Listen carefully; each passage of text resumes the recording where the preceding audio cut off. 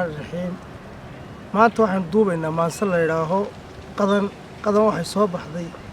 19 bishii 8 2014. Ujeedada u soo baxday waxay ahayd kadib markii aanu xoogaa is wareysanay inaan dhalinyaro waddanka aad uga walaacsan isla markaana ka dayranaysa in karaamaha iyo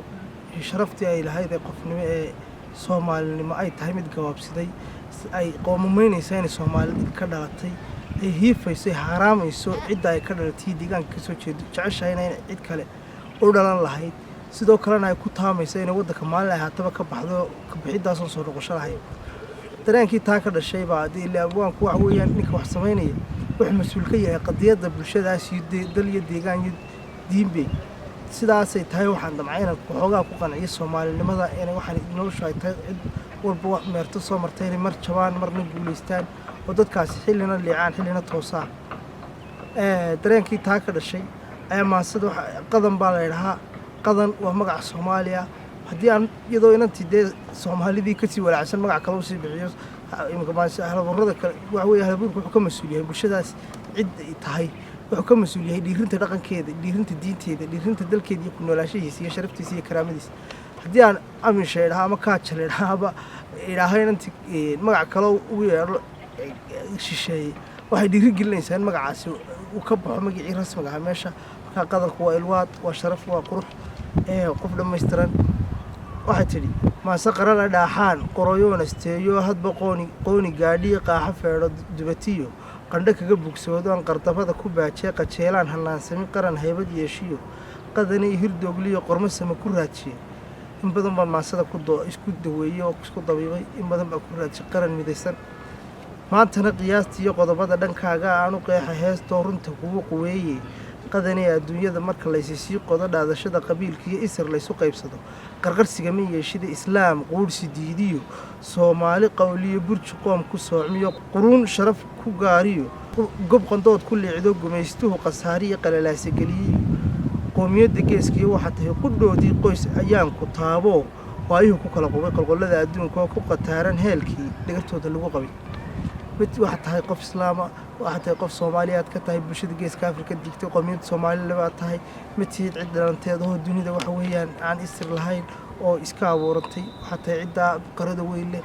ee sharaftada iyo karaamada islaamnimo hogoogan Soomaalinimadu gaar tahay hayeeshee qalooc iyo dhalad maaha qoontiyo qadar maalmo joogiyo qoondo eebbe weeye samarkiyo qaneecad iyo qadan dhankaaga ka qallayn baxnaanada qunu toos dhawaano qatanida afmeeraha xigi qoomameynta qadanay nasiibkiyo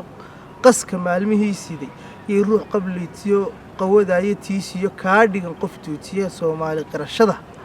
xus qabiilkii ina tahay qaxarada hortoodii Afrikadan qalibanta ah qumin jiray danteedii iyo Soomaalinimada ka dhigan qof duutiye waayaha iyo xilligan inagu yaradkaaday marxaladan wala dhaafay ayaa Soomaalinimada la difirinteere wala noolaanayo halkii saala noolaa bilaa la noolaa hadii Soomaalinimada laga tago Soomaalinimada lagu adkaysto lagu kalsoonaado beelad ka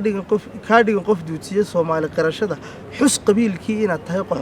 qaxarada hortoodii Afrikadan qalibanta qumin jiray danteedii shalay baahed markii ay Soomaaliya isku dubiridka Soomaali Afrika oo dhan iyo kicinta gumaystaha in goboladii ku harsanaa ay taabgelintooda u helanayd isla markaana danta Afrika ay jecleeyeen mar walba qumiso ee awood iyo laxadkii tamarta lahayd laakiin waxa weeyaan qas aad ku meel gaar ah iyo qalooc aan u harayn baa bulshada Soomaalida geeska Afrika digta ku habsay aan qeexa taade inta aan qoraalkiyo taariikhda qaniga ah sooyaalka qubanaha qaayo dumar ka baahdeen ku daraynta waayaha qowlaale kaga helay qurux waad u dhalato lama qirin adduunyada qotonkaaga ruux loo qorraxdii haweenkaba idil qaafadoodii nuurka ku qaadhisaato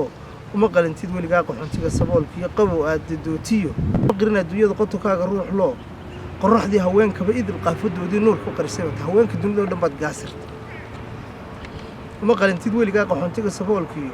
qabow lagu dadoodiyo qurbaad ku dilanto quruxdaada doorsho qani ay ku weeqeen waxaad qiimo goysaa inta qoorta hawdkiyo wabigii qalaafiyo qormadaad ku ababtiyo qarqarada togdheer iyo qardho iyo bulaaliyo qadowgii ku nooshay adigoon qaloonayn una socodka laafiyaha galabnimo qayoodeed cirku qaanse leeyahay qawiyada xareedii gabiyada ka qululeen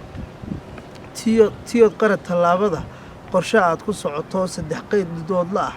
tartarada ku qaarto libdho qoorta dadabtana moodeed ku qabato timo sida qanaan faras qalindaartay laydhi ka degeen qadaadkoo saxansaxo qabowlihi baalaha u qaado sida qowlig baatida qoolka iyo cunaabiga hadba dhoonka qariyeen waxaa tahay qofka qiimaha leh dhulkeeda markay joogto adigoon qalooneen sharafta leh quruxda ayaa hibadaa leh qadan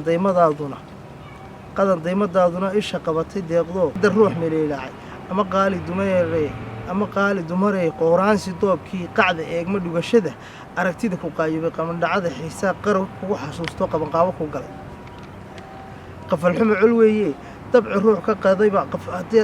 waxaasoo quruxaadoo yeesha aad dabeecad xumo ku darsata dee quruxdii waxbaa dhantaal baa ku imanaya ama quruxba jiri mayso sidaa daraaddeed qafalxumadu waa col dabci ruux ka qadaybaa farxaddaada qoomoo qamuunyeysi beeree foolol qeexidooduna haddii inantu xitaa ay noqoto mid dabeecad wanaagsan oo haddana ay noqoto mid kasii badisa dabeecad wanaagoo uu dariiqada ka qoosasho dhaqo gowsaheeda la arko waxa weeye sharaftu waa ka qoomanta sida foolol qeexidooduna cadrad ugu qisaasoo sharaftaa ka qubatee qosol jeerta doolaah dibna sida qul kuu madow qadar aad ka faydee muusoodka qalanjay isha qalac ka siisee qajilaadis tadabtaa muhashada qushuuca leh xanta laysu qaadaa iska daaq u dhaado qaryadaad dhalaysaa qabqabdhaaf dunxidhashada laysu qalab dirtaayo hubka laysu qaata adiga daayo adiga markii laysla kaa dhaafay quruxdaadiyo hannaankaagiiyo bogistaadiyo isku haysashadaadiyo damacaaga waxaa loo sii gudbay cidda dhalayso hububta kuwa dhabarkaaga ku jiraa laysku sii haystaa haddaad qaabadaa tahay haddii ay haddaba inantii hannaankaa tahay ninkii geyi lahaa waa kuma cid kastaa miyay geydaa waa maya waxa geeya waxaan idhi haddaad qaabadaa tahay kuma geeyo qabaanaha u qadhaabo gaalkiiyo qawsaar shisheeyuhu heeryada ku qaatiyo kuma geeyo qorqodihiyo huriyo quurhsdiidaha qarasashada ka doorbiday hanti qaybsigeedii ninka qorqodaha kuma geeyo ninka waddankiisa ka doorbiday gumaystaha ee la shaqeeya ama basaasa u ahaada ama qareen kale ah u ahaaday kaasina kuma geeyo ilaa adigu soomaali dhalada baate qarsashada hanti qaybsigeedii qiil waxaad u furi lahayd cidda qudhahaad qiil u furi lahayd ku geedaa wax weeye qiil waxaad u furi lahayd quraan ruug barbaharoo qarannimo ku caano markay qulibto xaajadu loo qaylo dhaansho taladii qallantiyo qoomaal furdaansho qodobadii iyo baanaha garta loo qareensado geesi qaansadiisuna nacabka u qub hadatoo intuu shiish qallocsameeyo sokeeyaha qax kala badin geesinimadu markay buurada tahay qofkaa geesinimadiisu dhammayska tiran tahay waa markuu nacabkiisa iyo sokeeyihiisa kala garanayo islamarkaana geesinimadiisa ku toosto cidda mudan laakiin geesi kusoo noqdo gundihiisa cuna kaasi geesi maaha geesi qaansadiisuna nacabkuu qub hadatoo intuu shiish qalloocsamo sokeeyaha qax kala badin qushi maaha xaalku yahay haddaba xaaladda mase inay lagu waaraya ay ahaanaysa qushigeeda ha iska socoto ha layska qaxo ha layska jabo sidaa ahaan mayso qaryadiiyo adduunyada qorqornida u haysaay farxad aad qabowdiyo qarax laga bogsoodiyo rajo qabid sad curatiyo qaran baa dambeeyo bulshadeennan qowlano dharaar bay ka qalijibin qaladkiiyo lugooyada bulshadeennan hagardaamadu haysato marunbay ka dhammaanaysaa maasad waxay sheegaysaa bulshada geeska afrika ugu degtay soomaalida oo dhan maaha qayb gaara way wadaagtaa hagardaamada iyo jabka asalaamu calaykum waraxmatullaahi wabarakaatu